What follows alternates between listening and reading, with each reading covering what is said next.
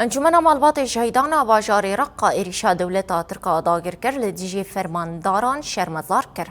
انجمن تقص كر قاوي لديجي إريشان تيكوشينا خوا خورتر بكن ده داخياني دهات دس نشان كرن كو أرمان جا هدف كرتنا عربيين فرماندار ريفبرو ولاتين لباكرو روشلاتي سوريا تيك برنافينا جلي هرمي وجنوب زندي كرنا داعشية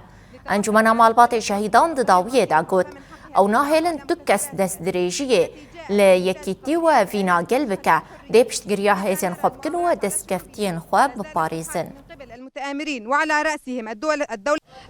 نحن كعوائل الشهداء اليوم ألقينا بيان بخصوص الهجمات أمواكي مالباتين شهيدان لرقاية ما داخوانيك تيكلداري إيريشين دولة ترك أداغر كر إن لديجي هرميدا إيريشين كفرماندار شروان وخلقي مادك هدف ما داخوانية دا بانغا قدخايا هوايي كر داكو إيريشين لديجي باكور أوروجلات السورية ورن رهوستاندن بحظر جوي